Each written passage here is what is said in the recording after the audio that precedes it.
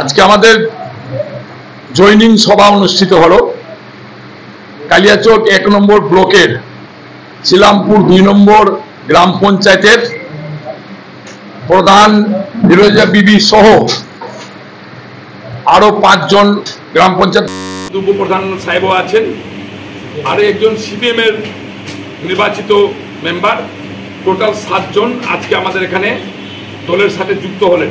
অর্থাৎ শ্রীরামপুর পঞ্চায়েত আমাদের তৃণমূলের দখলে, আজ থেকে তৃণমূলের দখলে আসলো এবং আমাদের ওখানকার কালিয়াচক 1-এর যে ব্লক সভাপতি তৃণমূল কংগ্রেসের সারিজুল ইসলাম, তার নেতৃত্বে এবং পার্টির নেতৃত্বে আজকে তারা সকলে মিলে এখানে জয়েনিং করেছেন।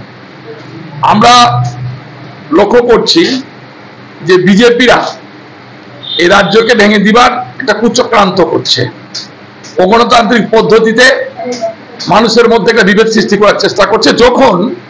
তখন মমতা ব্যানার্জিকে সমর্থন করে আজকে কংগ্রেসের সেখানে গ্রাম পঞ্চায়েত ছিল, তারা সকলে মিলেই কিন্তু আজকে এখানে আমাদের দলে যুক্ত হচ্ছে। কিছুদিন আগে লোকসভা নির্বাচনে যে কোনো কারণে ভেলকিবাজি দেখিয়ে কংগ্রেসরা সেখানে জিতে গেছে লোকসভাতে, কিন্তু মানুষ আমাদের সাথে আছেন। আজকের এই জয়নিং সভা তার প্রমাণ। ওই গ্রাম পঞ্চায়েতটা কাদের দখলে ছিল? কংগ্রেসের দখলে। কংগ্রেসের প্রধান আছেন ফিরোজা বিবি এবং প্রধান আছেন, মেম্বাররা আছেন। সেখানে টোটাল ২১ জন মেম্বার ছিল। ২১ জন মেম্বার মধ্যে আমাদের ৫ জন ছিল, একজন সিপিএম এর ছিল, বাদ বাকি কংগ্রেসের ছিল। তার মধ্যে কংগ্রেসের আজকে এখানে ৬ জন আমাদের সাথে যুক্ত হলেন, একজন সিপিএম এর যুক্ত হলেন, আর বাদ বাকি যারা কংগ্রেস থেকে গেছেন আমাদের সাথে ফোনে কথা হয়েছে, তারা একটু অসুবিধার কারণে আসতে পারেননি।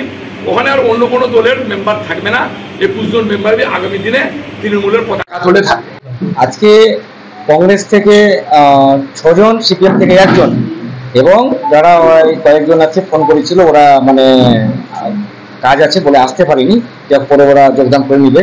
ওখানে আমাদের ২১ জন মেম্বার শ্রীরামপুর 2 অঞ্চলে, কালিয়াচক ব্লক সুজাপুর বিধানসভার অন্তর্গত পড়ে, সেখানে ২১ জন মেম্বার টোটাল। তার মধ্যে আমাদের ৫ জন ছিল এবং আজকে ৭ জন প্রধান, উপপ্রধান এবং মেম্বার সহ আজকে আমাদের তৃণমূল কংগ্রেস যোগদান করলেন এবং আমাদের আজ থেকে শ্রীরামপুর 2 অঞ্চলে তৃণমূল কংগ্রেসের মানে প্রধানটা আজকে আমরা গঠন করলাম। আপনার নাম? আমার নাম মোহাম্মদ শরীফ শেখ, কালিয়াচক ব্লক তৃণমূল কংগ্রেসের সভাপতি। প্রতিনিধি ছিলাম এতদিন, কিন্তু মানুষকে সরাসরি পরিষেবা দিতে ব্যর্থ করেছি তবুও অল্প, কিন্তু মানুষের স্বার্থেই কাজ করতে চাই।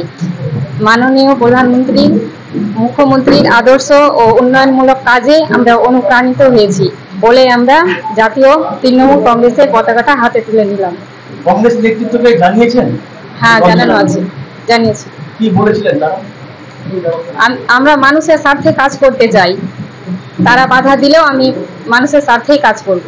এখন আপনারা কি করবেন? কি ধরনের কর্মসূচি নেবেন? এখন উন্নয়নমূলক কর্মসূচি গ্রহণ করব। আপনার নাম আর আমার নাম হচ্ছে ফিরোজা খাতুন, শ্রীরামপুর 2 প্রধান।